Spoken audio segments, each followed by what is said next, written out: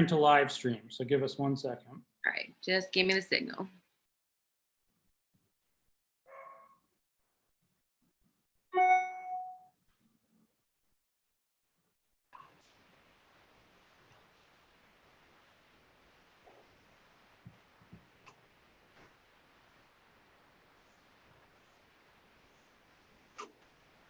Okay, Shannon, we are good to go.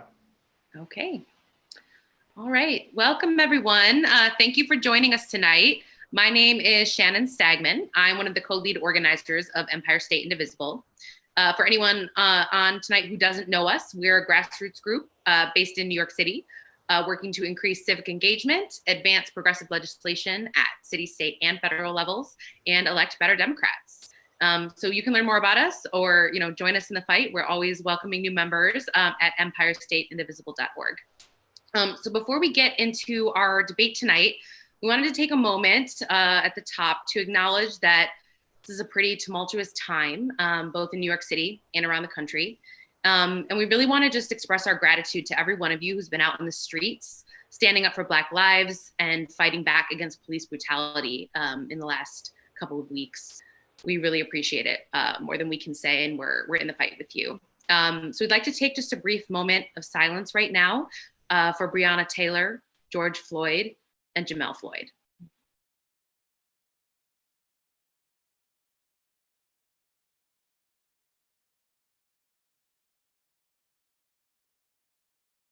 Thank you.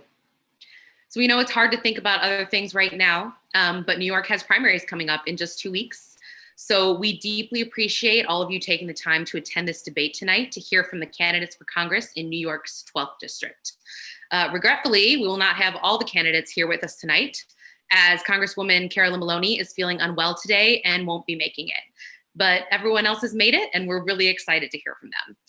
So on behalf of Empire State Indivisible, I'd like to thank the candidates for being here, and Ben Max of Gotham Gazette for moderating tonight's debate.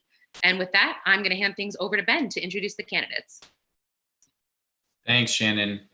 And thank everyone for watching here tonight. I appreciate it. If you are watching and you are a Democratic voter in New York's 12th Congressional District, I hope you hear a lot of interesting things tonight and get ready to vote. As Shannon said, the vote is coming up quickly. Some people might already have their absentee ballots, and everybody is eligible to vote absentee this year due to a gubernatorial order and, of course, the COVID-19 crisis. There's also early voting coming up June 13th to 21st, and then primary day, June 23rd. If you're tuned in right now and you know some other people in New York 12, tell them to tune in. Send them a text, send them an email, tweet at them, whatever it is you want to do. But grab some other folks in New York 12 who might be interested because we're going to have a good discussion tonight. Thank you to Empire State Indivisible for having me. I'm Ben Max from Gotham Gazette, as Shannon said. You can find our work at gothamgazette.com. You can find me on Twitter at tweetbenmax, and hopefully folks will engage both here in the stream of the debate and on social media, and we'll take a look at some of that as we go here. I'm going to introduce the candidates momentarily, but they are Lauren Ashcraft, Peter Harrison, and Suraj Patel. As Shannon said, Representative Maloney had agreed to be with us tonight, but her campaign informed us earlier that she's not feeling well and will not be with us. Before I get to the candidates again, the ground rules for tonight's debate. We're going to try to cover about 6 or 7 rounds of questions. Each candidate will get about 1.5 minutes to answer each question.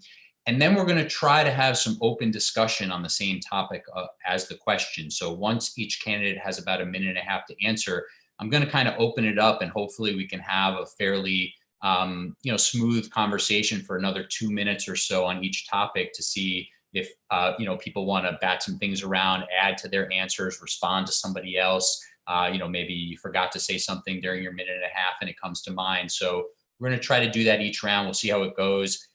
Candidates also, I'm going to jump in with follow-up questions and clarifications sometimes. If I think you're being a little bit vague, I might ask you for an example or something like that. So don't be surprised if I kind of jump in. I'll try not to be too jumpy or anything like that, but I might ask you for some clarifications and some follow-ups, okay? And if for some reason somebody criticizes somebody else who's in the debate here, we will give you 20, 30 seconds to respond, but maybe not right away. It might be, it might be another minute later, you'll get a chance to respond to some criticism or disagreement. We are not going to do opening statements. We're going to jump right into the issues, but we will have closing statements at the end around 9:25 to wrap things up. So you'll get a chance to sort of give that final closing stump comment then. So let's get to it. The candidates, I'm just going to do a brief introduction of the three candidates we have with us tonight. Lauren Ashcraft is a community organizer, stand-up comedian, and democratic socialist. She's endorsed by Brand New Congress, New York Progressive Action Network, Long Island activists, and 24 progressive organizations from around the country. She's fighting to bring full and equal representation to one of the most unequal districts in the nation. Suraj Patel is a first-generation American attorney, business ethics professor who worked for the greatest president of our lifetimes, Barack Obama. These are in the candidates and campaign's own words. Suraj Patel is a progressive Obama Democrat running to get corporate PAC money out of politics and to restore the promise of New York, education, opportunity, and mobility for all. And Peter Harrison has lived in the 12th Congressional District of New York for 14 years, spent the last decade as a housing activist, and was the senior housing advisor for the progressive think tank Data for Progress, where he worked on the Homes Guarantee, a national progressive housing plan, and advised on the presidential campaigns of Bernie Sanders, Elizabeth Warren, Kamala Harris, and Julian Castro. He's the co-founder of two startup companies, Brightbox, a secure cell phone charging locker, and Homebody, a tenant organizing app. And Pete teaches about technology in the MBA program of Baruch College, where he is also a delegate assembly member of the PSC CUNY Union. So welcome to our three candidates. Thank you so much for being here. You've heard the ground rules. If you need any clarification on those, let me know. But we're going to jump right into topic number one. I'm going to change up the order that folks speak first. We're just going to go this round in alphabetical order by last name. So that means Ms. Ashcraft, you'll be first, followed by Mr. Harrison, Mr. Patel. So we'll go Ashcraft, Harrison, Patel this first round, and I'll let you know in subsequent rounds what order we'll go in. So we're going to talk about racial justice, racial injustice, and police reform now to start. Give us some thoughts, please, on how you think policing, structural racism in law enforcement should be changed. What is the federal role? What would you do if elected to Congress to make changes in this regard? And Ms. Ashcraft, we're going to start with you. Candidates, please unmute yourselves when it's time to talk, and just be sure you're not muted when it's your turn. So Ms. Ashcraft, over to you. Can you hear me? Okay. Thank you so much. This is such a traumatic time in our history. And we could have avoided being in this situation had we had active leadership for the last 27 years. But right now, we need to do what we should have always done, which is defund the police. We also need to make sure that money is redirected to education, to mental health care, to social work. And we need to fight to make sure that every single instance of police brutality is tracked and managed in a spreadsheet, in a database managed by the federal government. We need to repeal qualified immunity. And we need to make sure that we pass bills that demilitarize the police. We have a flow of military equipment and weapons flowing to local police forces. We need to stop that flow and demilitarize our police forces as well. And we do see that that police have attacked and killed Black people across our entire nation.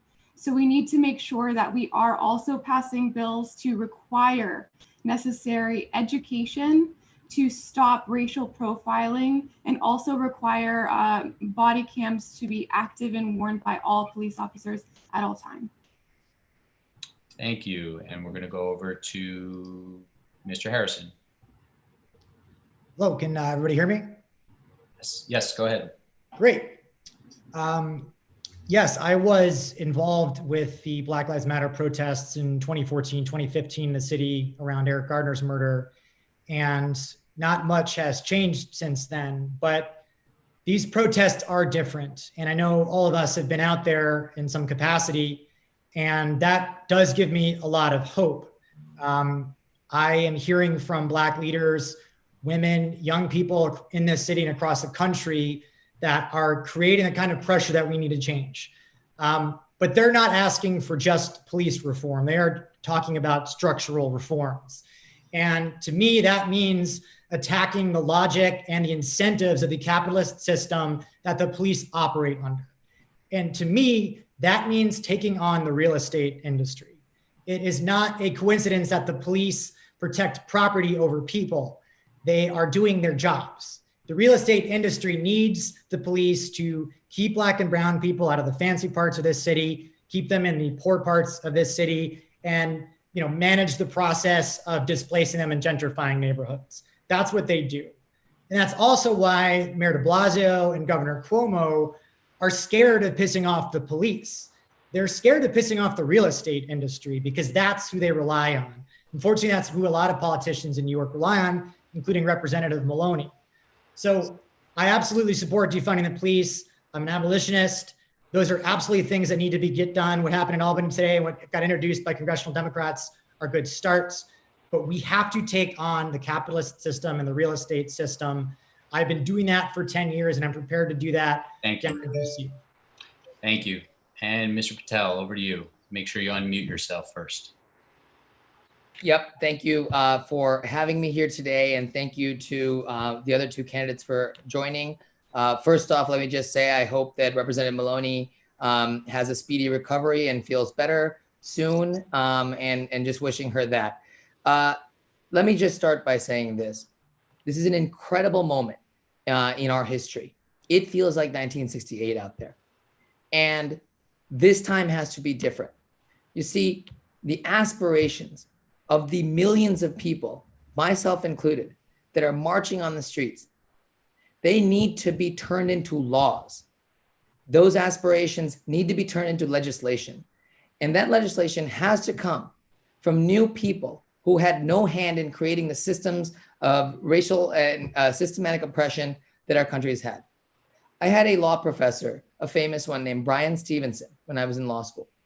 And he's a famous civil rights lawyer that defends juveniles of color on death row in the South. Yes, that still happens in the United States of America. And Brian Stevenson used to say that the legacy of that slavery itself was propped up by an ideology of white supremacy, or else you couldn't justify it. And when slavery ended in 1865, white supremacy carried on another form, in the form of Black codes, in the form of Jim Crow, later in the form of excluding Blacks from the New Deal. Then when Black people went to war for us in World War II, they returned to a nation where the GI Bill did not cover them. They returned to redlining and racial discrimination. And here we are now in 2020 with police brutality and a criminal justice system with disparate impact, which we believe, everyone on this stage right now believes, is discrimination. Thank you. It must end. So let's open it up. Make sure you're unmuted, candidates. Let's open it up for a couple minutes. I don't know that I heard a lot of specifics of federal legislation. I heard some. Maybe people want to jump back in there, things that you would either support that already exist or try to introduce if you're elected to Congress. Let's see how it goes. Jump on in. I'll do it. To start off, I think we're all going to end up agreeing on a lot of things on this. But, look, I believe in, there are several bills already, the Stop Militarizing Law Enforcement Act. I believe in mandatory de-escalation training. I believe in demilitarizing the police. I think we should ban the fact that our surplus military weapons with our defense budget, which is so bloated, allows the Army to have surplus weapons that then get donated to police departments around the country. Study after study shows, evidence-based policy shows us that demilitarized police departments with less, with de-escalation training have significantly less incidents of police brutality, and their communities are equally safe. So these are just wrong-headed policies. There are very specific policies out there. A national ban on chokeholds, obviously. These are things the federal government can do to signal to the state and local level that we will not tolerate any longer any one of Ms. our Ashcraft, Black. do you want to jump back in? Yeah, I do want to add, the federal government throws money at local police forces whenever they adopt certain national priorities. And unfortunately, these priorities have harmed people of color across the entire nation. So we're seeing local police forces take on the war on drugs, which is based on racism. So first of all, we also have to decriminalize drug usage and make completely legal the use of cannabis. We need to end mass incarceration as a result of the drug wars. We have to also ban for-profit prisons, because there is that cycle of money being thrown from these lobbies and for-profit entities at politicians that continue to vote against the best interests of our society. So there is a lot to be done at the federal level. And when I talk about defunding, I'm talking about using the money that we throw at these police forces and putting it towards social work, mental health care, making sure. Let's let Mr. Harrison jump back in. Thank you. Yeah, thanks, Ben. I mean, I certainly agree with what Suraj and Lauren are saying, but I do want to come back and talk about why this is more about just than police reform or criminal justice reform, which are deeply important. But again, listening to Black leaders, they're saying it's not just about police reform either, and they're right. A really good example of the idea of criminalizing space and policing space for the interest of real estate is our curfew that just happened a couple of days ago. This is something where the curfew criminalized behavior that was happening in the streets. That is what the war on drugs are. That's what homelessness bills are. That's what that is. So again, until you really address the logic of capital and the logic of property, you can't fix these types of problems. So the number one legislation that we can focus on is housing as a human right. If we take away that danger and that insecurity, and frankly, that profit motive that just feeds on certain neighborhoods, particularly right now, communities of color, we can have the kind of security and community empowerment that we need. And however we re-envision public safety around that spawns from that idea of community safety and empowerment first. Just quickly, if anybody wants to jump in with a quick comment, we're going to move on to our second topic. But I do. I have a quick comment. Well, I was gonna ask a little bit of a follow up. You could say whatever you want. I was going to ask, if there's more of a role, if you think there's more of a role for a member of Congress in New York City to be outspoken about how the mayor and the NYPD are approaching something. Mr. Harrison's answer just got at that a little bit with the curfew, but go ahead, Ms. Ashcraft. We're just going to do 20 more seconds each here. Yeah, I just wanted to say housing is a human right, but we can't ignore the fact that this problem didn't start this term or yesterday or even within the last few decades. We stole the land that we live on from Indigenous people, and this country was built on slavery. And that kind of racism is part of why, so many Democrats, including our opponent, voted for the crime bill. It's why we still see racial profiling and targeting of Black people across our entire country. So we have to actually push for vocal, like you said, Ben, vocal leaders in Congress to have anti-racist platforms, to have anti-racist conversations, and to make sure to have and start those uncomfortable conversations every single day. Because as white passing people like myself, it's our responsibility to use whatever platform we have to change the minds. Mr. Patel, go ahead. Yeah, I agree with everything that was just said. I will just answer your question, though. Yes, absolutely. We have an obligation here to call out the mayor and the aggressive tactics by the NYPD. This is, I was just on Avenue B the other day. My neighbor got looted at 2:30 in the morning by professional looters. It seems the NYPD is so focused on harassing peaceful protesters and our First Amendment rights that they have been derelict in their duty in many cases to actually police crime, and it's taking away from all our rights. I think that the curfew was absurd. I think the curfew was absurd. And the mayor has a lot of apologizing to do. And I certainly think the NYPD has some resignations that they need to send our way. Okay. And final quick thought, Mr. Harrison, go ahead. Yes, I think it's important for everybody to call out any elected official. But I think it's very important right now to recognize, as I've said many times elsewhere recently, is that the mayor may or may not survive this, and he may or may not be in a position to, but we've got to call out the fact that the police unions are calling the shots here. The mayor put this curfew in because the police were ignoring looters and trying to create a narrative against the protests because they themselves were counter-protests. So we've got to call that out. I think a lot of the progressives at the state level, city council, did that. I don't think enough happened at the federal level, certainly New York 12, Thank but you. that's what has to happen. Okay. Thank you all. So that went pretty well. Let's move on to the next topic. Obviously, we could spend the whole hour and a half talking about each of these, but the next topic, and we're going to start we're going to go Mr. Patel, Ms. Ashcraft, Mr. Harrison to start this. So they'll come to you first, Mr. Patel here. The topic is the triage and the recovery from the COVID-19 crisis. First, how do you evaluate the federal relief packages so far in terms of what's come through Congress? Obviously, you're all going to agree on assessment, most likely, of how the president has handled it. Let's sort of leave that to the side for now. Let's talk about Congress, where you're hoping to go. Evaluate what's come through Congress so far and what still needs to be done, and any ongoing, priorities that you would have in the future if you were to be elected. So let's go to Mr. Patel on that question, evaluating the federal relief so far and what needs to be done next in terms of the COVID-19 crisis. Go ahead. Epic failure.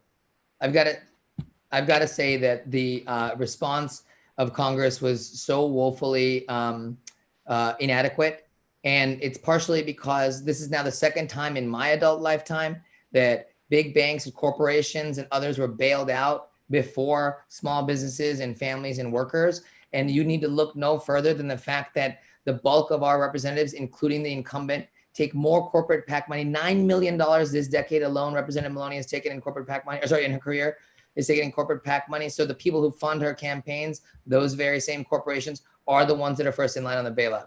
And let me tell you something. As a person who personally had coronavirus himself, I was in the recovery mode early April when my brother, who's an ER doctor in the city, and I wrote the first universal testing plan for coronavirus and published it in Wired magazine. We beat Congress by 3 weeks. I know that Donald Trump is to blame for a lot of things, but Congress also has its own voice. How could it possibly be that a challenger in a congressional primary wrote a plan for the one thing that could get us out of a perpetual cycle of spikes in infections in a $2 trillion bill? How could it possibly be that the Congress lacks pro-science representatives so much so that they don't even think about these kinds of things? Now, I've talked to hundreds of small businesses. We've had 3 town halls of small businesses. So many New York businesses right now are in risk of being shut down forever because of this crisis. And it predates this, of course. Rents are too high.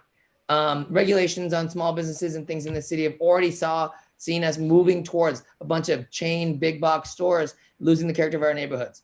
Do you want to quickly name just 1 or 2 specific policies or pieces that you think need to be part of a next package? Absolutely. We need startup loans.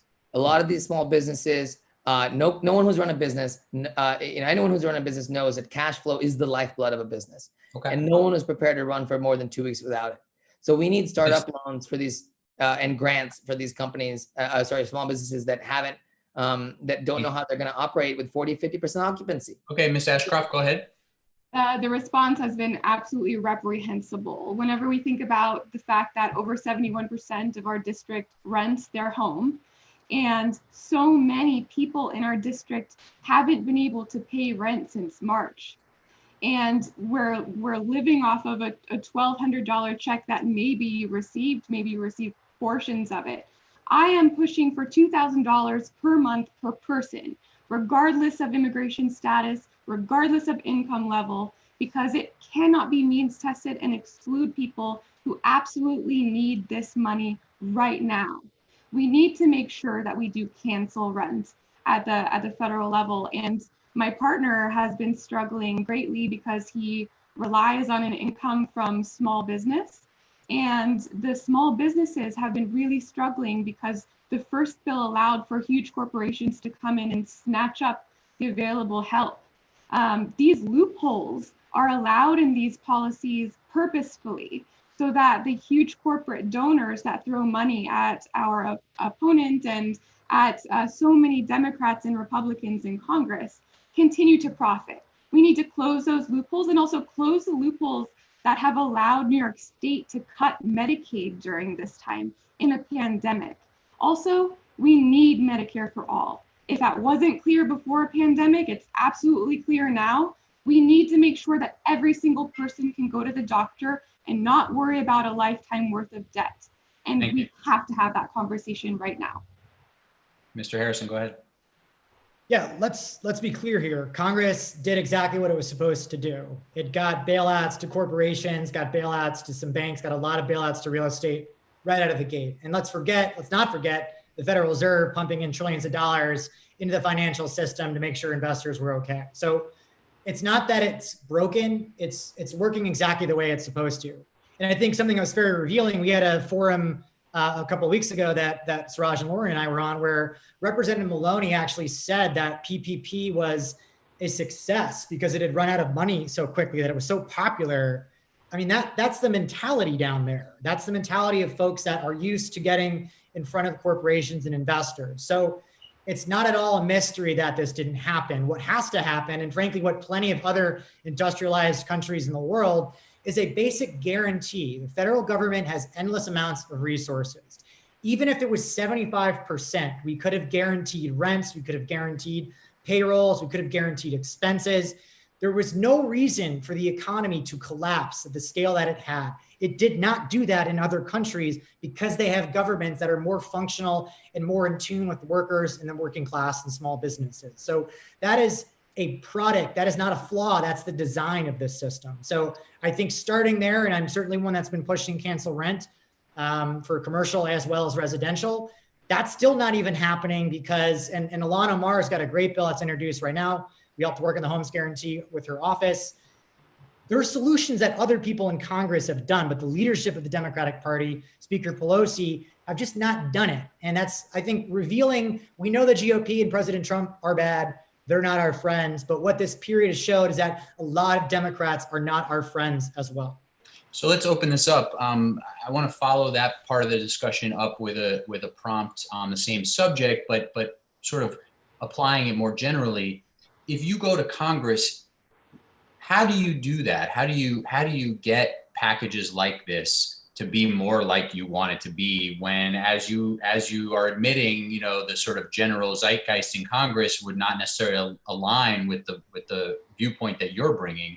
What's the tactics? What's the strategy? Go ahead, Mr. Patel. Go ahead, jump in. Let me just say, first things first, I had to show up.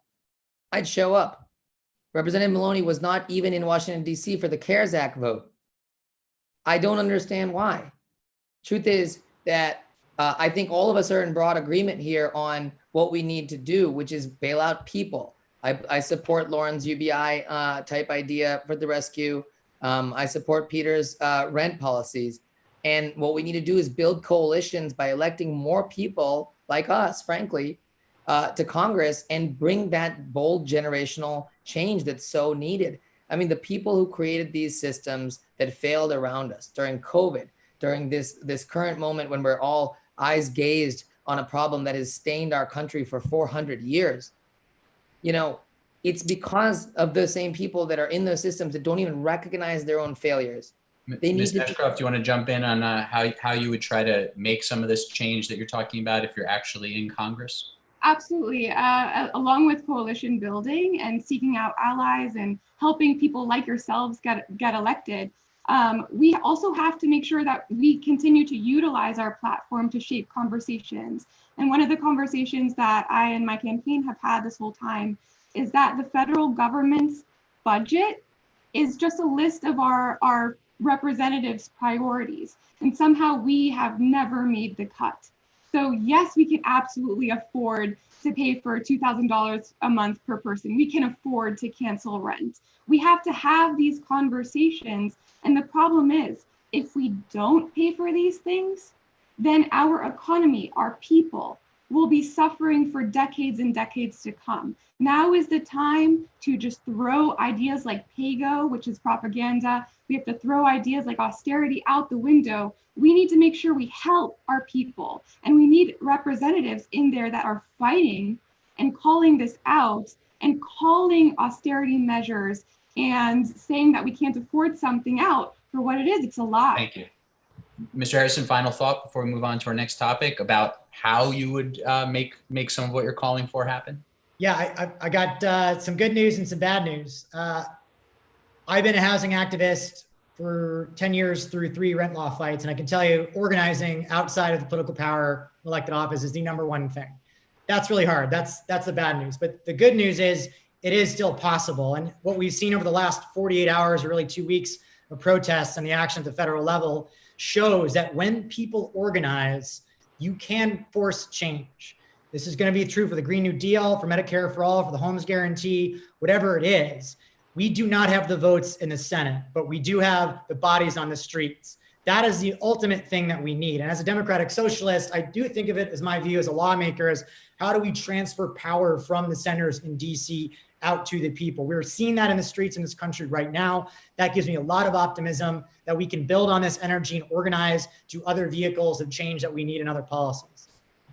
Okay, thank you. So we're going to move on to our next topic here, which is housing and homelessness. This round, we're going to start with Ms. Ashcraft and then go to Mr. Harrison and Mr. Patel. So a couple of, basically want to hear your housing platform, but we want to start, please, with NYCHA. Do you think the federal monitor is working? What else needs to be done? How would you seek to address the needs of the New York City Housing Authority if elected to Congress? And then if you can, after addressing NYCHA, segue into broader housing and homelessness issues. So Ms. Ashcraft, we'll start with you. Absolutely. So I bring with me experience of working for housing at the federal level. My first full-time job was at the U.S. Department of Housing and Urban Development. And thereafter, I worked for a nonprofit that provided affordable housing to people that were on the verge of homelessness. So this is a great passion of mine. And I do believe, and it is a fact, housing is a human right. And we need legislation that is bold and progressive and fights to abolish homelessness, which we absolutely can do. I know Peter has worked on the Homes Guarantee, and I've been really excited to be on calls with People's Action, and I've proudly pledged my support for that platform. And I also wanted to say that I've spent a lot of time in my neighboring community of Queensbridge, and I've seen with my own eyes how people with disabilities are unable to use the elevator because it doesn't work. They crawl up the stairs. I've seen people's leaks that have ruined all of their belongings. They are not able to live in a place that is livable. So we also need a Green New Deal for public housing. And with that, homes would be renovated and also brought up to par with 100% renewable energy. And with the Green New Deal for public housing, jobs will also be provided, training will be provided so that people in NYCHA communities are able to most benefit from this piece of legislation. Thank you. So, yeah. Go ahead, Mr. Harrison. Yeah, well, thank you, Lauren, for the kudos for the Homes Guarantee. I'm very proud of having worked on that with being the Senior Housing Advisor for Data for Progress. Certainly with Suraj and Representative Maloney would be on that as well.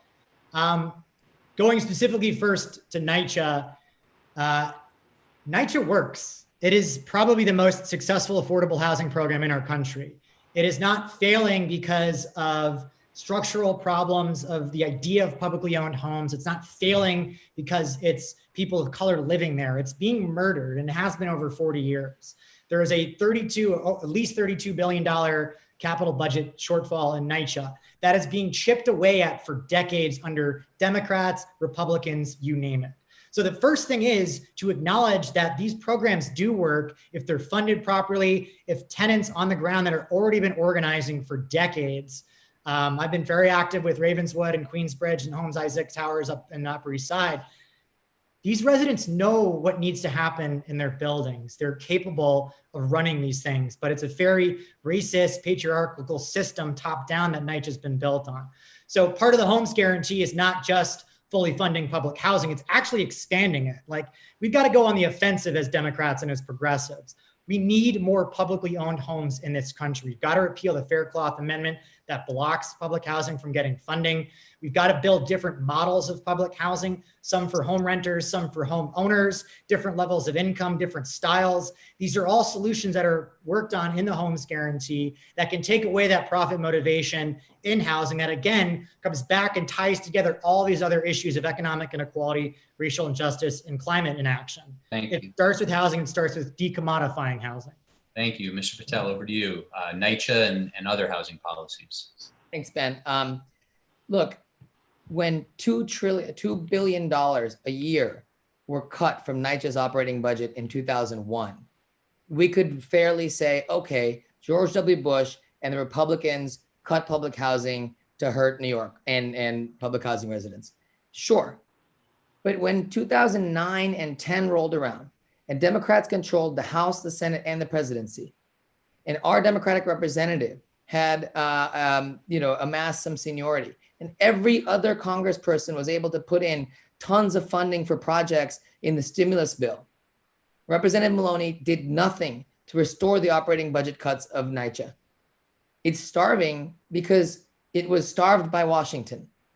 And I would take issue with the idea that NYCHA works because it clearly doesn't. There isn't a week that goes by that the mayor's questions on the Brian Lehrer show don't include people saying, hell, have the federal government take us over, have anything. This is we have to reform this agency. I do believe that it's patriarchal. I do believe that these people, residents of public housing should have more localized control over their repairs and services. I do believe they should be fully funded. This is a stain on our city. We live in the most unequal district, one of the most unequal districts in the United States of America, but it's also one of the most segregated. And those two things are completely tied to one another. And we have an obligation to elect a representative whose priorities lie with the most marginalized first, because we have to do right by them.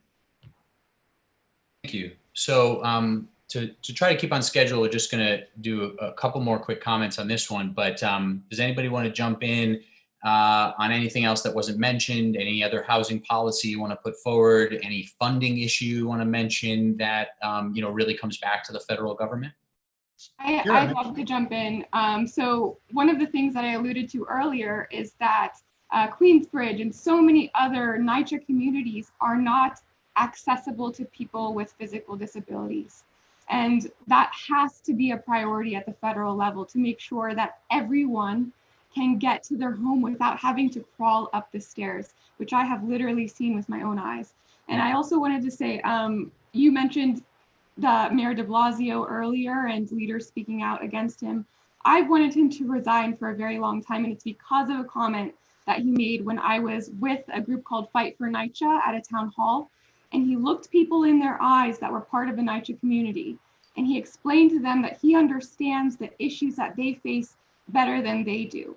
And we need to understand as aspiring representatives that NYCHA residents understand the problems better than we ever can based on any research. And they need to be sitting at the table when we make decisions about their communities. Thank you. Mr. Harrison? So when I started this campaign, of course, I'm like the housing person. A lot of people said, oh, housing's a local issue. You should run for something local.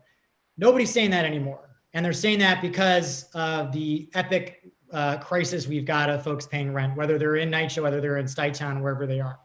But what I want to make very clear to people is that the federal government is deeply entwined in housing policy. We just don't call it that. So for every dollar the federal government spends on things like NYCHA, on Section 8, on homelessness services, it spends $3 subsidizing homeowners out in the suburbs, making 60% of those people making $200,000 a year. So the federal government is deeply entwined in housing policy, and it's our goal and frankly our responsibility as leftists in Congress to say the federal government is not letting the market work here. It's just putting capital largely into white homeowners out in the suburbs. So we've got to change that and revert that. And NY12 is 72% home renters. There's not a single home renter in Congress. I mean, maybe there's second homes in DC, but there's a huge disconnect in our federal policy between the lives of people living in our cities and the money getting spent at the federal level. We've got to change that. Final thought here, Mr. Patel? No, I mean, I agree. I agree with the sentiments here. I sincerely, I am passionate about public housing. I think, we just basically have, not a single person in the New York congressional delegation from the city sits on even the relevant committee that would be able to fund and govern this, which is transportation, housing, and infrastructure. What kind of misplaced priorities are we talking about? What have these people been doing for 2 decades? let's that's an interesting note that goes back to the tactics question, which just so you know, after this next question and the follow-up in the open discussion, I do want to get back to tactics and strategies because it's obviously such an important part of not just having the ideas but executing them. So we're moving on to the topic of healthcare. We're going to start this round with Mr. Harrison, then Mr. Patel, then Ms. Ashcraft. You all, correct me if I'm wrong, have expressed support for Medicare for all.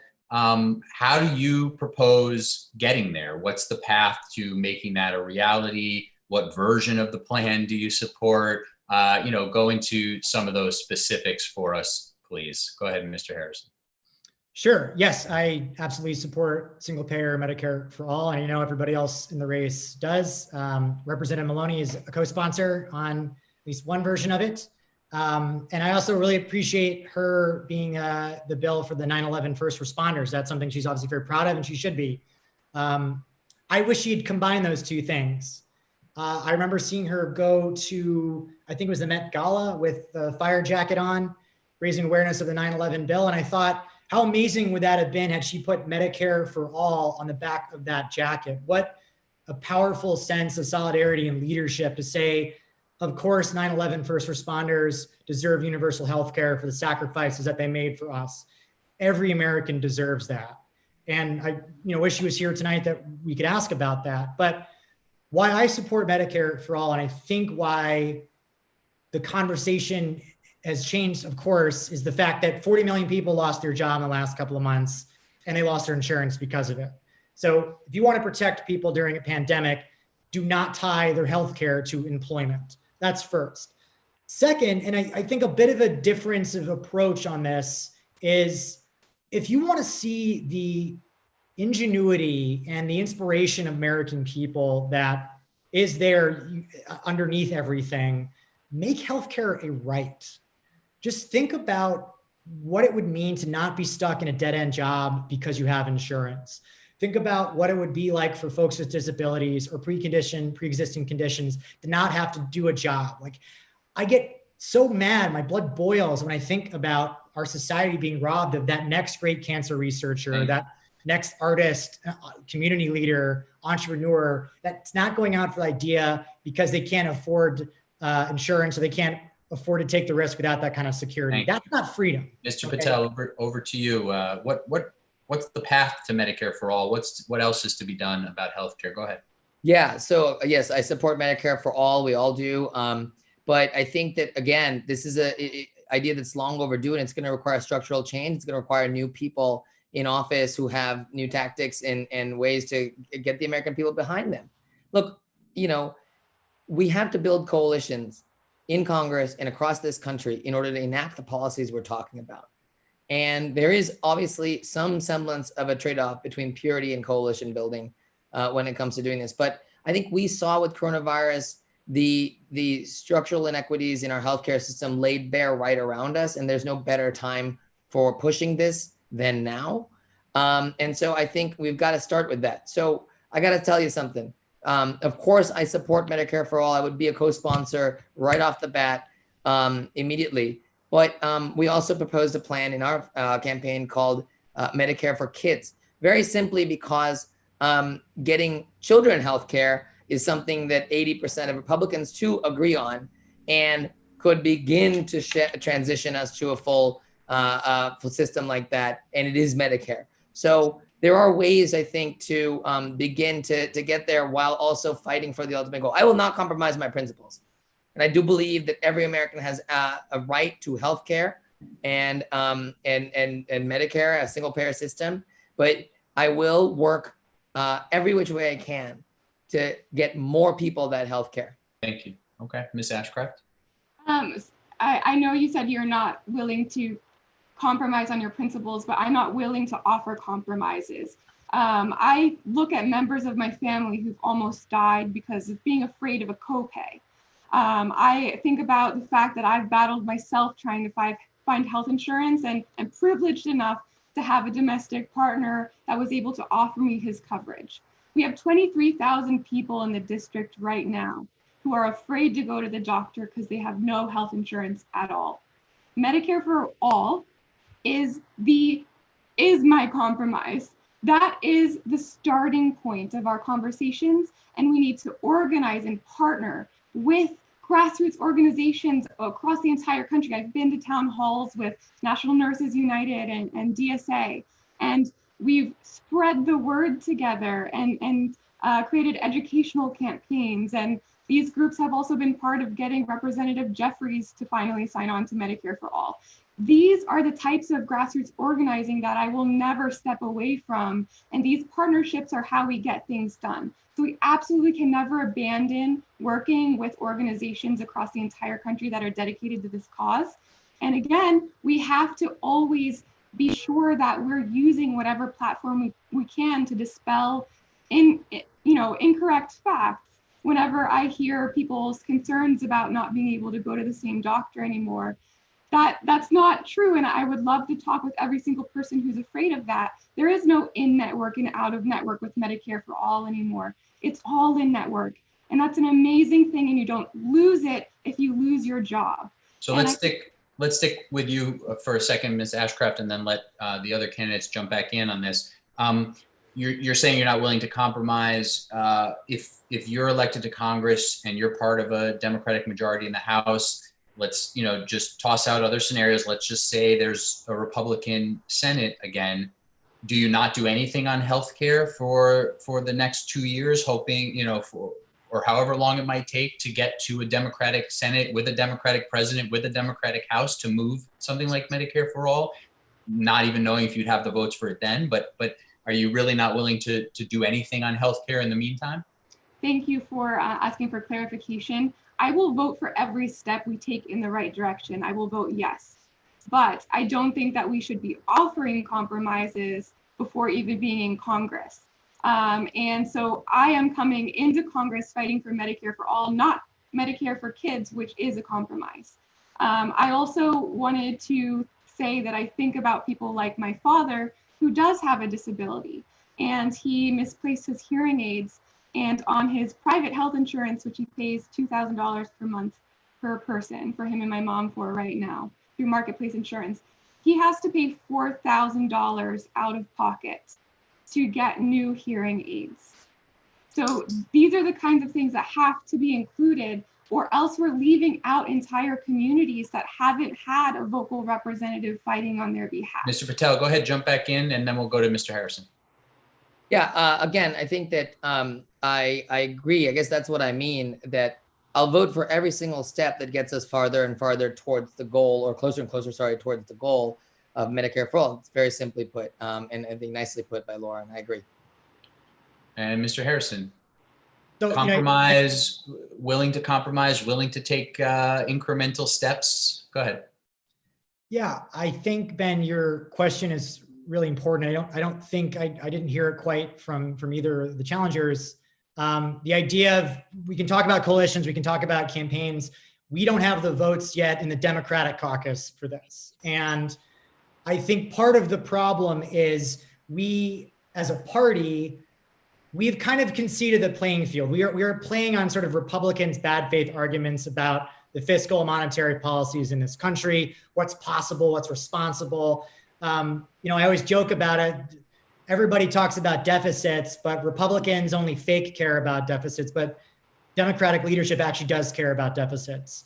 And that kind of mentality just plays into the bad faith arguments of Republicans. So I think electing new progressives that kind of reject the rules of the game in DC, you've got to sort of pretend to care about deficits when there's a Democrat in office in the White House or otherwise. Like, that is a broken system. And again, it's, from our perspective, it's a broken system, but it's working as it's supposed to for the corporate interest, the extremist billionaires, the real estate developers that are down there. So talking about it that way and getting better Democrats that are, I think there are a lot of folks that are not quite above water yet that agree that it's kind of a broken system. And it's sort of silly that Republicans can get a $1.7 trillion tax bill. They can throw $30 billion at farmers during Trump's trade war, but they can't pay for NYCHA. Like, it gets at a false argument.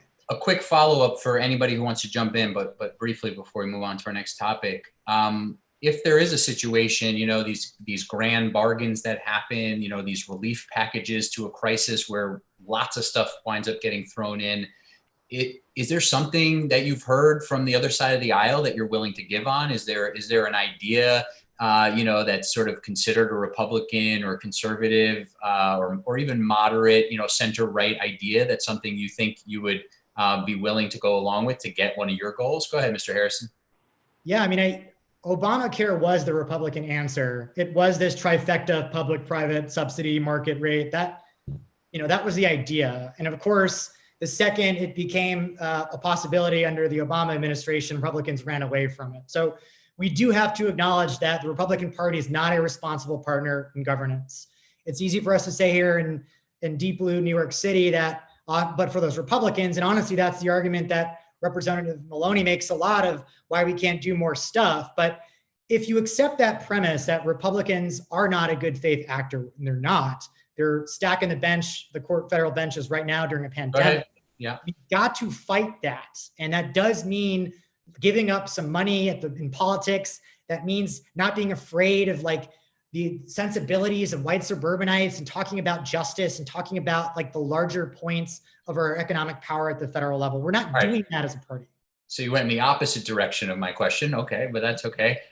Anybody else want to jump in on this real quick? Yeah. Sure. Go ahead, Lauren. Okay, thank you.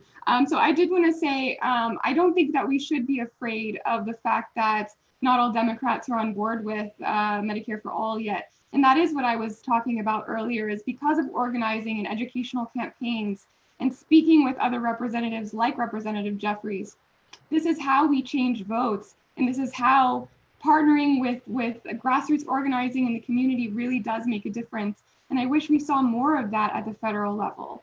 I also want to say that I've had really fruitful conversations with people across the entire spectrum politically. And the number one thing that I always have to dispel is misinformation about what Medicare for All means.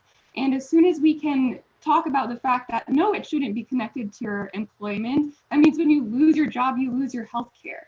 No. Go ahead, Mr. Patel. Yeah, thank you. Yeah. Are you the one who's going to give Mitch McConnell something here in our debate or no? Oh, that's just Go ahead. Face there. I will tell you this. There are several bills out there that have nothing to do, unfortunately, with Medicare for All, but that taking the current system we have, like, for example, adding price transparency to healthcare, which is something that a lot of Republicans, or some Republicans support, but Democrats should as well, because in the current system, you are tagged with hidden bills and things like that. I mean, if I was given the opportunity right now to save Americans on healthcare in this current system, like, I would, of course, as a responsible steward for and a representative of my district, I would say yes. Let's get price transparency in healthcare. So there's a few things out there that maybe would be fine to tinker with, but we need systemic change. Okay. Next topic, we're moving on to climate change and climate justice. And we're going to start this round back with Mr. Patel, then Ms. Ashcraft and Mr. Harrison.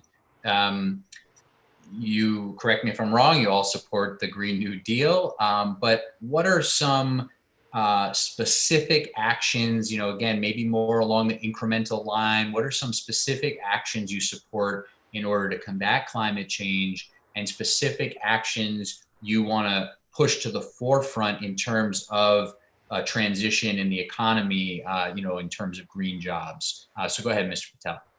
Yeah, thanks, Ben. And yes, exactly. Full stop. I think we all in this race support Green New Deal. So I'm going to leave that on the side and talk about something unique here. Earlier this year, my 12-year-old self would be giddy with myself because I got a byline in Scientific American, which is exciting for me, but personally as a nerd. But we launched a project called the Discovery Project, which is something I've been working on for several months, more than several months now. And it calls for a space race scale investment in federal research and development. So back during the Apollo era, we spent 2% of our GDP on research and development. Today, that number is more like 0.7%. That's a $300 billion gap in technologies, in NIH funding, in CDC funding, and of course, in climate resiliency and carbon capture and things like that. You see, we're not going to be able to do this thing without innovating our way out of this problem, and we need massive new discoveries. I teach at NYU. I'm a business ethics professor. I talk about market failures a lot. there's a failure in our market when we rely only on the private sector to do research and development, because they only research and develop things that are immediately profitable. And some of the most basic science we need is not being tapped into or researched into, because there's no one filling the void for long-term risky projects. And I mean things like, how do we deal with climate resilience and pandemics and virology, all those things. So I think we have to make a massive innovation investment with federal dollars that then would reap back rewards directly to every American and taxpayers. So that's my unique add-on to the obviously Green New Deal. Thank you, Ms. Ashcraft. Yep, so I just want to talk very briefly about the Green New Deal. One part of it is a jobs guarantee, and it doesn't get talked about enough. So the Green New Deal brings jobs to our local economy, and it's a win-win for every single person. So we absolutely have to keep talking about all of the different pieces of that framework. And on top of that, I am also fighting for public transportation to be free, to be nationalized, because no one, and this is a criminal justice reform issue as well, and you'll see that all of these issues intersect with each other. No one should go to jail for not having $2.75 at the subway turnstile. So we should make it free, but also incentivize the use of the greenest method of transportation possible. We also need to end subsidies to factory farms and ensure that we are incentivizing sustainable farming practices and helping local small family-owned businesses as well. And we absolutely have to keep pushing to have frontline communities at every conversation about how climate change policy affects them personally. Because at the center of all of these decisions, frontline communities are the first and hardest hit to experience any negative downsides to any piece of legislation. And I know just right outside my window, there's a fossil fuel burning plant that's right next to Queensbridge. And I think about how these communities have gone completely neglected and ignored all this time. So we have to make sure to center frontline communities. We have to, in this policy, also include jobs and training to our local economy. And we have to keep pushing to stop throwing money at things that hurt us. But yes, we can and should spend money on policies that are helping to save future generations from our destructive decisions. Thank you. Thank you. Mr. Harrison. Ben, I'm just going to push back before I give my answer here. You're saying like, what are incremental or what are reasonable things to do? And I want to push back a little bit that I think what we're talking about are reasonable things. They're not incremental, but they're reasonable, they're necessary, and I think they're inevitable. So, a little pushback on that. But, I certainly agree with everybody on Green New Deal. The homes guarantee, we talked a lot about decarbonizing the housing stock and retrofitting in terms of the Green New Deal for public housing, which I got to work on before running with Data for Progress. What I think has been my unique add to this, and I appreciate Lauren supporting free public transportation. I disagree about nationalizing it. I'm very proud to be the first federal candidate to introduce a plan to make all public transportation in this country 100% free, accessible, and green. It's called the Freedom of Movement in America Plan. We released it back in February. Made a lot of Republicans mad and got a lot of bike people excited. But again, that's a big idea, but it's reasonable to do it on the ground. And it's a long plan. I won't get into the specific details of it, but the bottom line is 29% of carbon emissions in this country come from the transportation system. It comes from the fact that we built an entire infrastructure of highways out to the suburbs, again, subsidizing white home ownership. I am an avowed urbanist. I am fighting in one of the most urban districts in the country. We need urbanists that are fighting for public transportation. It should be free. You're not free if you can't afford $2 to go to the school. You're not free if you can't walk down the stairs to get on the train. You're not free if you're like one flat tire away from losing your job and the cycle of poverty continuing. So freedom has to be retaken by the Democratic Party. The idea of what freedom means. It's not the freedom to go and like reopen the economy and whatever you want during a pandemic. It's the freedom from struggling to just get around in your own city. And I think those are entirely reasonable things that I'm deeply proud to be a part of. And I'm excited by other candidates and some other races that have been kind of embracing this idea as well. Before we get it, we're going to move on. Before we get into our next topic, kind of an interlude question. If you're elected to Congress, would you support Speaker Pelosi for Speaker again? And if not, do you have someone in mind who should be the next Speaker of the House? Let's go ahead with Mr. Patel. Yeah, I got to say just off the bat, I remember being working for the Obama campaign in 2008 and being involved in the administration in those early years when I was still in law school. And then after that, I worked in it. And I remember Speaker Pelosi was incredible at delivering bills that died in the Senate, including on climate change and others. So I think Speaker Pelosi has had an amazing tenure as a masterful tactician throughout her career, and I have the utmost respect for her. But look, I'm in a race challenging a Democrat because I know Democrats can do better. I know that the problems that the Trump administration is exacerbating predated him. He's a symptom. And so I think everyone should be under review. I would happily consider any candidate running against Speaker Pelosi, and depending on if they're more progressive, if they're more effective, I would consider them. Of course, I believe in competition in politics, bar none. Ms. Ashcraft? To be completely transparent, I would not. I am actually endorsed by her challenger and co-endorsed him back, Shahid Buttar, and very, very proud to support other grassroots challengers across the entire country. So people that I would support for Speaker of the House are people that don't show the amount of disconnectedness that Representative Pelosi has shown in a crisis. Just as an example, showing how much gourmet ice cream she has in her freezer, but also taking corporate PAC money, voting for war. We need to move past, thinking that just because someone's been in Congress for a very long time, it doesn't mean that they have the experience and empathy that it takes to lead anymore. So I support grassroots candidates, people who have gotten into their position, not through corporate PAC money, but through hard work and small dollar donations like our campaign. Mr. Harrison. Look, I have an immense amount of respect for Speaker Pelosi. Being the first woman Speaker of the House is not an easy task. Managing the Democratic caucus is not an easy task. And I think it's fair to acknowledge that. But I do not see myself supporting Speaker Pelosi for some of the reasons I think both Lauren and Suraj brought up. And I think one specific example of this is going back to what I was saying earlier, pushing back on you, like we do need to think big. Politics are not about technocratic solutions. And trust me, I'm a policy nerd that's written stuff. That's really important. But politics are about values.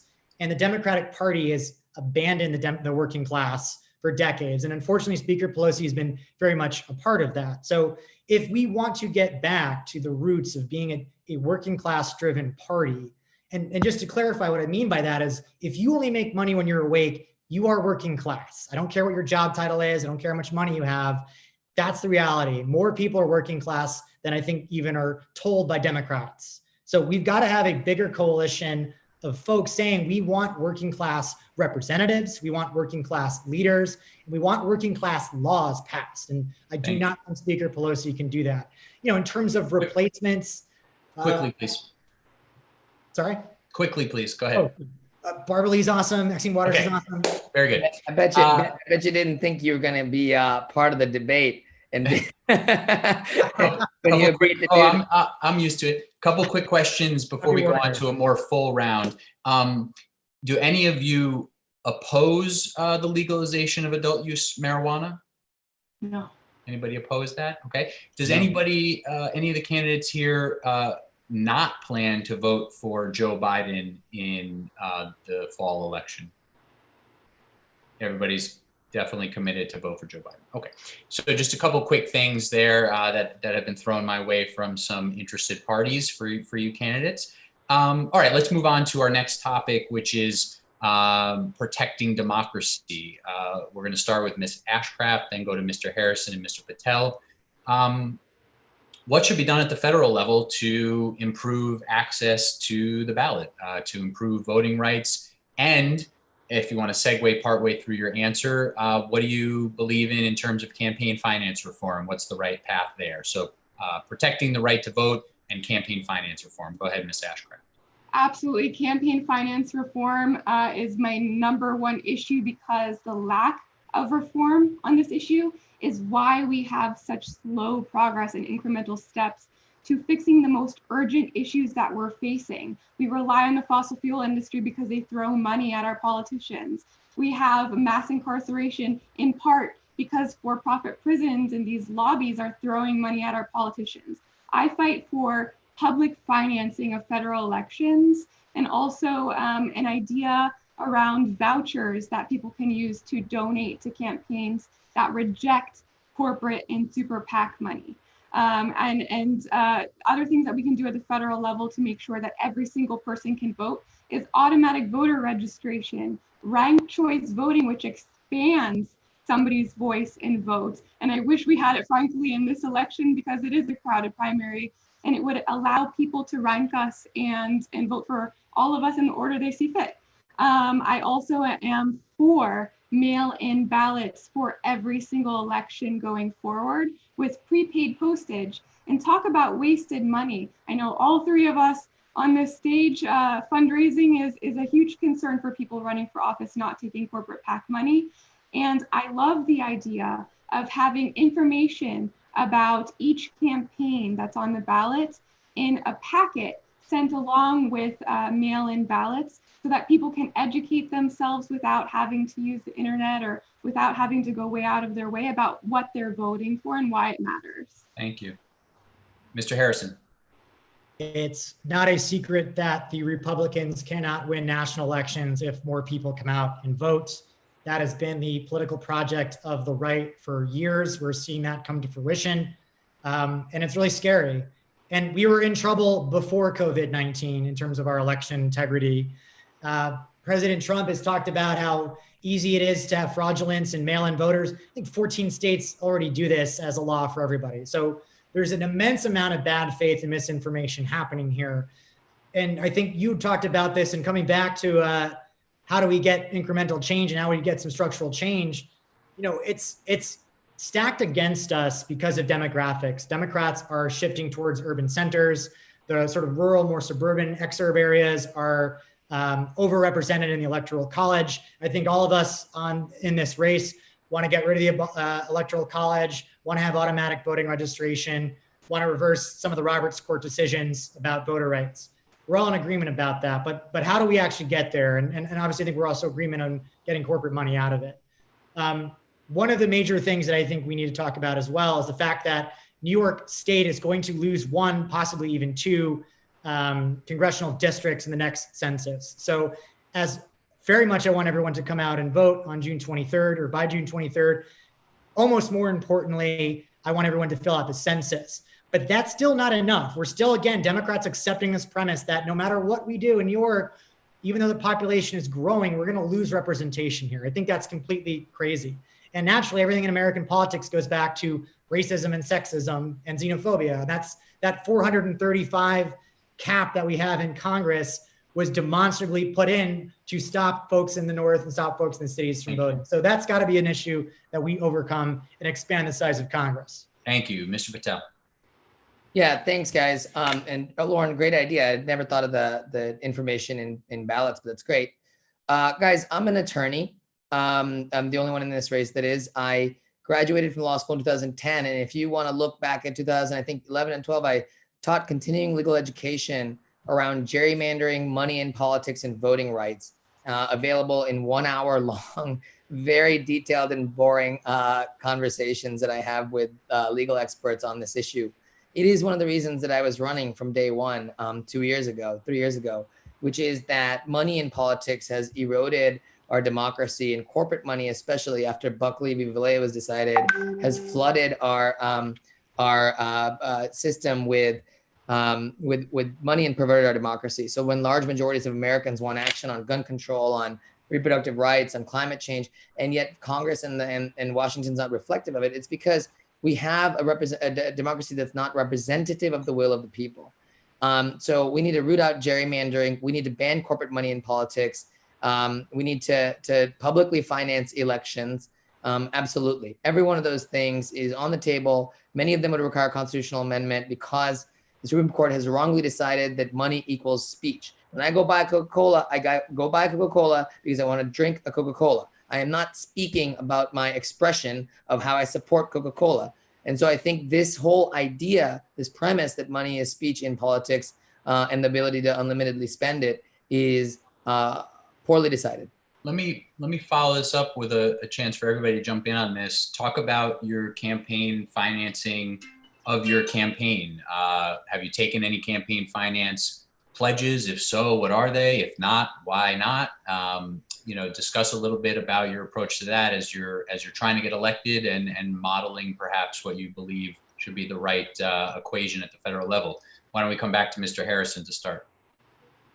Yeah, sure. I mean, I took a pledge pretty early to not take any corporate money, fossil fuel money, real estate money, not that they give it to me. Very proud to continue that. If you've ever seen my FEC, I haven't taken money from a lot of people. To be honest, I had felt pretty bad asking for money during pandemic when a lot of people have lost jobs. But we are proud that of the money we've raised, the majority of it has been in the city, in the district. That's not necessarily true for some of the other folks in the race.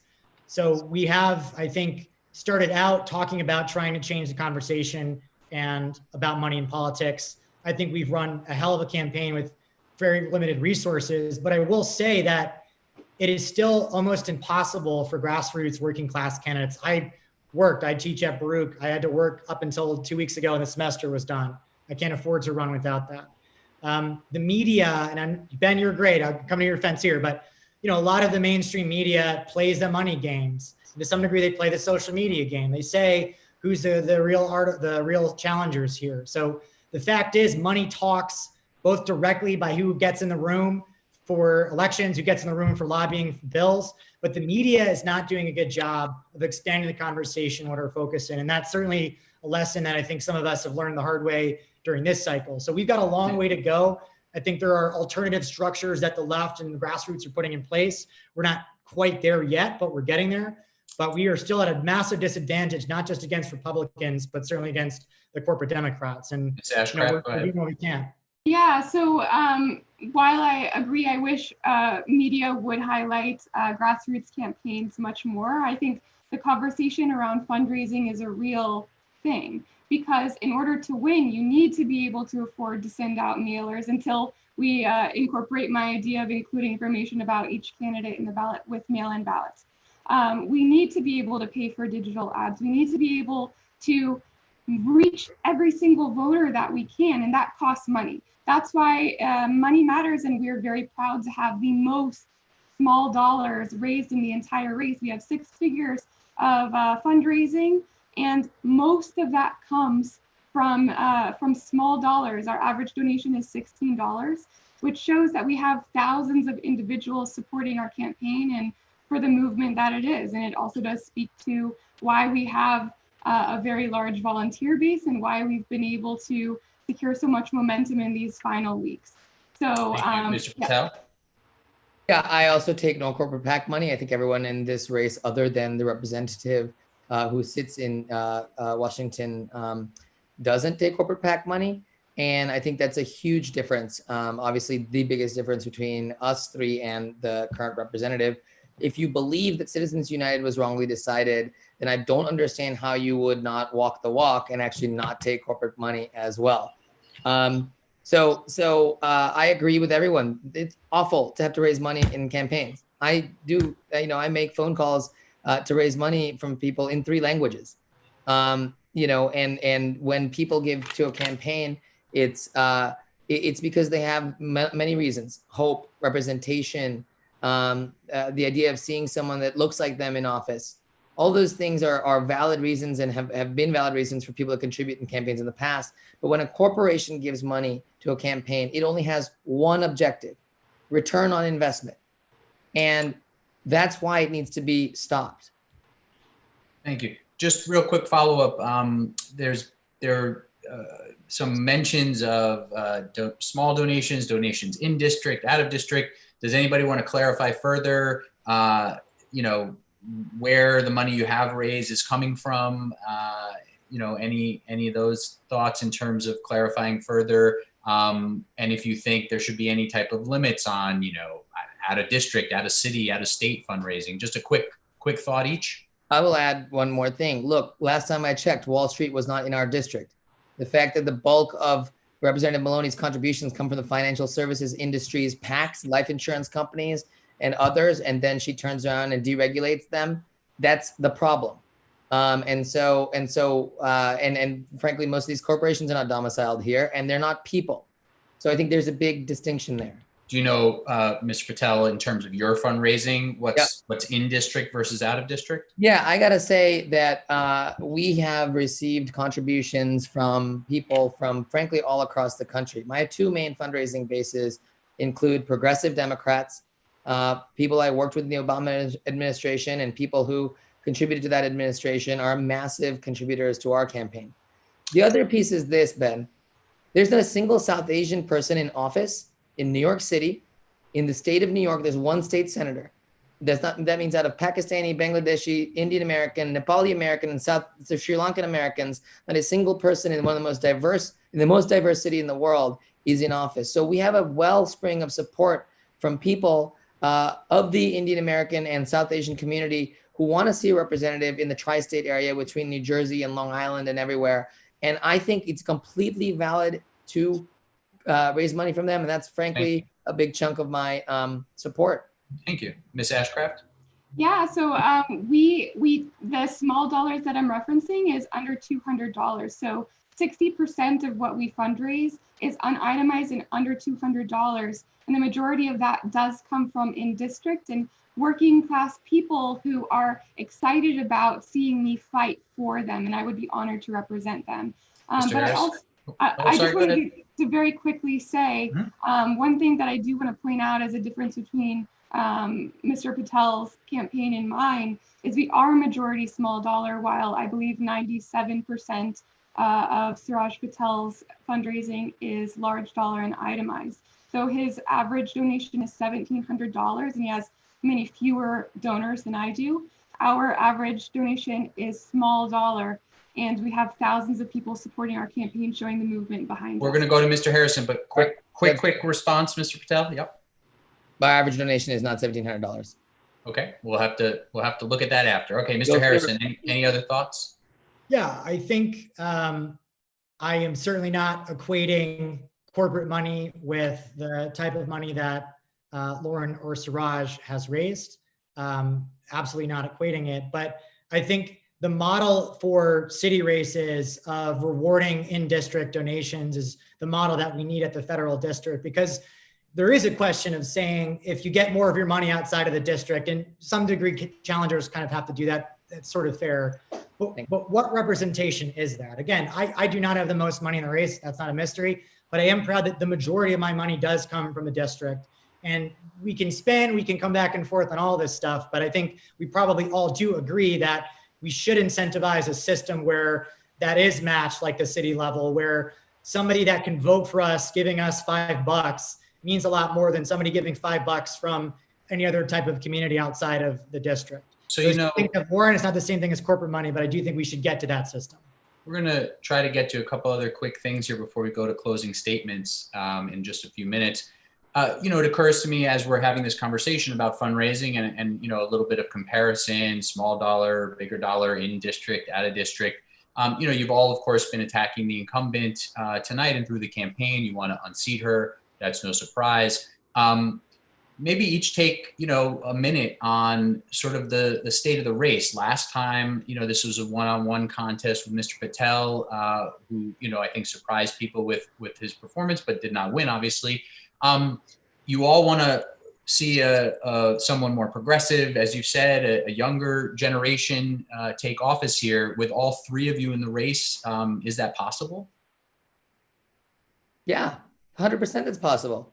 You know, a political election that requires 30,000 votes out of 720,000 people can be won with any number of candidates in the race. Absolutely. You know, you're not running against each other. It's like golf. You're playing the course. And we feel like we're in the strong position right now to win this race. We really do, sincerely, because we've made hundreds of thousands of phone calls into the district. Who do you need to reach that you didn't reach last time, 2 years ago? I'll admittedly, you know, to broaden the electorate, which vote by mail is assisting us in doing by making the electorate significantly more representative of the population as a whole. That already gives us a significant advantage over the representative, who has cultivated a small number of people who vote in these low turnout elections in a typical manner. The next thing I will say is that I will admittedly say I learned, you don't run for office to make a statement. You run to win so that you can make a difference, make an impact. And that's why I'm in this race. Of course, I've raised a significant amount of money because it puts me in position to defeat the incumbent. And between the hundreds of thousands of phone calls we've made in the district, the hundreds of active volunteers we have, and everything else, and the name recognition we started with, we feel like we're in the strongest position to pull this thing off. We need to reach more of the Upper East Side and voters that, frankly, didn't just know about us 2 years ago, because it's hard to penetrate that part of the district since you can't knock on doors. Ms. Ashcraft, your thoughts on sort of the state of the race? Yeah, I do. Part of the reason I ask is we saw a little bit of a consolidation in another congressional race recently, and I think it's been on people's minds in various races where there's a crowded field. So go ahead. Yeah, absolutely. I think we all have the goal of unseating Representative Maloney, who has voted against our best interest for many years. And I am proud to say I'm the first challenger in the race, and also have secured the most endorsements. We also do have hundreds of volunteers, about 600 at this point, and we make thousands of phone calls per day. And voters have expressed to us they're looking for an alternative to Representative Maloney, and find hope and find a vision in our campaign and what I'm fighting for, which is the working class people who've gone ignored all this time. And I just quickly want to say, last cycle in the debate, Representative Maloney commented on how she would rarely reject any kind of corporate PAC money or any kind of this money that we're all rejecting. And I actually just wanted to pose the question to her, what would happen if you did? That would level the playing field. And I believe it means that she does not feel secure enough to be able to win her district without being propped up by corporations. Well, that's 100% true, because over 51% of her money comes from the corporations. So she would be one of the lowest raisers in this race. Let's go to Mr. Harrison for a thought on the race and the challengers, and then we're going to go to closing statements. Yeah, I think I have been living in this district for 14 years. I have been organizing on the ground in a number of different communities, a number of different, oh, sorry, I thought I froze for a second. A number of different parts of this district. And at the end of the day, I trust voters in New York 12. I trust Democrat voters to make the best decision for who represents us. There are so many variables in elections that I don't think strike the average person as fair or maybe as efficient. And that's, again, playing the course, as Suraj said. But I think the wild card of all of this is, of course, the pandemic, is the vote by mail. And I do think all of us, having plenty of volunteers, are making plenty of calls, and there's an opportunity to expand the electorate that didn't exist, which I think is a great argument for making it easier to vote. So I'm very optimistic that there are, frankly, paths for a number of different scenarios where challengers can win. And that, I think, is a very good thing for the Democratic Party and good thing for you as well. I am worried about the Board of Elections mucking this up. We're certainly getting calls of people getting the wrong ballots.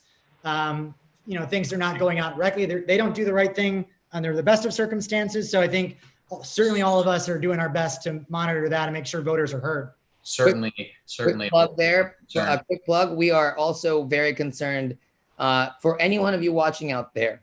When you receive your ballot in the mail, you have to vote and put no extra marks anywhere on it because it'll get rejected. And then when you put it in the envelope to mail back to the board, you must sign that envelope because they will not accept it if it isn't signed. And we know a lot of people, you wouldn't think you'd have to sign an envelope.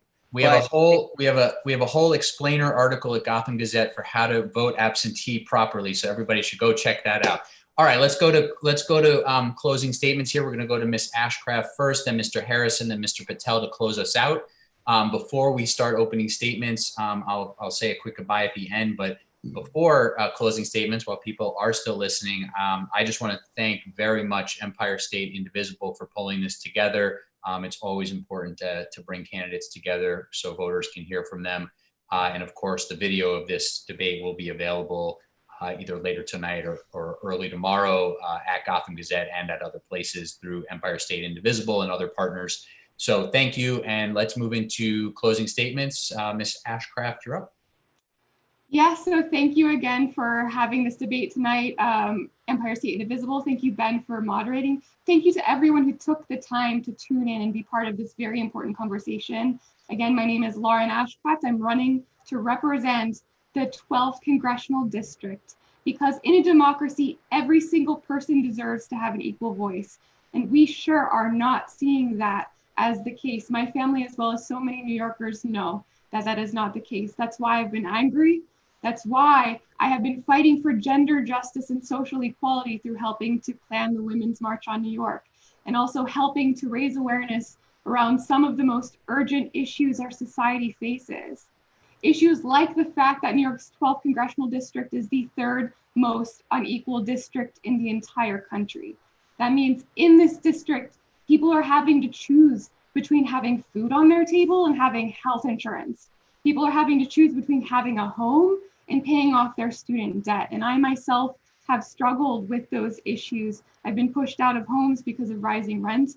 I also recognize that I'm privileged to have health insurance through my domestic partner right now, but these are not decisions we should have to make anymore, now or ever. That's why I'm running for single payer Medicare for all, for a Green New Deal, to cancel student debt, for true criminal justice reform, and also to make sure that our federal government fights for people over profit, which we absolutely will not get if we keep electing somebody who takes so much corporate PAC money. I bring with me the struggles of my family. My grandmother, who was an immigrant from Japan, who faced an immense amount of xenophobia and racism throughout her life. My grandfather, who was a coal miner, literally killed by corporate greed. And his family was left to pay their bills and put food on the table with a really small Social Security check. My other grandfather fell while he was working and became a quadriplegic. He didn't have the money to hire a caretaker. That was us. So whenever I'm fighting for people, I'm fighting for people like my family that have gone ignored all this time. I'm fighting for people like you. I'm fighting for us. And I really appreciate that we got to discuss my platform tonight. I appreciate your consideration for true representation in New York's 12th Congressional District. Thank you. Thank you. And Mr. Harrison, over to you for a closing statement. Well, I want to start by thanking everybody at Empire State Indivisible for hosting this debate. Ben, thank you so much for moderating and participating in it, I guess, in some cases. I certainly want to wish Representative Maloney well. I hope she gets better. Hope to see her on the New York 1 debate coming up. And I want to thank Suraj and Lauren for being here as well. But most of all, I want to thank you out there in New York 12 for watching. At the end of the day, this is your race. It's not ours. And we have all been through an immense amount over these last few months and these last few weeks. And I'm, afraid that we're not through it yet. But right now, you have the opportunity to do something about where we're going. This election is an honest to God choice. You can choose a candidate who has taken Donald Trump's real estate money, or you can choose a candidate who has a plan to take away Donald Trump's real estate money.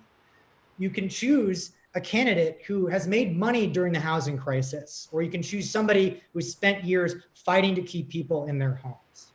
You can choose the status quo and the same old political platitudes, or you can choose somebody who's been doing the work, writing the policies, and fighting for the values that we need in New York 12 right now. That's what I have been doing in this community on the ground for over 10 years. And it's what I'm ready to do day one in Congress for all of you. So I want to say thank you, be safe. I hope to have your support, and good night and God bless. Thank you. Mr. Patel. Thank you all for being here today, for tuning in, for the other candidates for being here, and such a substantive and cordial debate. I thank you for that. That's what politics should be like. My name is Suraj Patel. I'm an attorney, a professor of business ethics, and I worked for the greatest president of our lifetimes, Barack Obama. I am also the son of Naina and Champak Patel, two immigrants who left India with their whole family to move to the United States with almost nothing. And one of my first memories are of waking up in a one-bedroom apartment with 11 other people sleeping on the floor in a line above the bodega that we were running. You see, my parents would wake up at 4:30 in the morning on Sunday mornings to put the newspaper together one piece at a time in order to sell it in their bodega and make an extra nickel or a dime. It is a testament to the power of opportunity, education, and mobility, the American dream, that they get to see their son in print in that newspaper as a candidate for US Congress, that they got to see their son work for the most powerful man in the world. Now, far too many people on both sides of the East River are shut out of education and opportunity.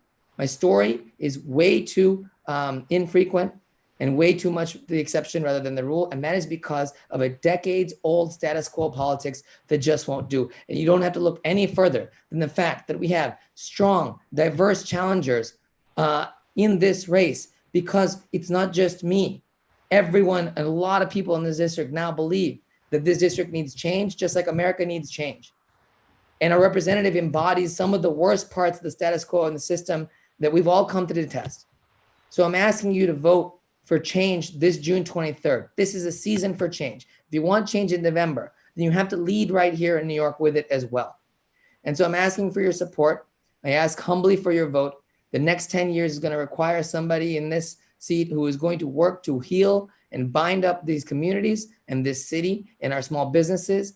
And frankly, somebody who will not tolerate anymore a single Black man or boy or woman or girl in our country being murdered by the police. Thank you. Thank you to the candidates. Thank you to Empire State Indivisible. Thank you to all who are watching or have watched tonight, and everybody who's going to vote in New York 12 or across the city, state, country. Good night. Good night, everybody. Good night. Thank you. Thanks, everybody. Thanks, everybody.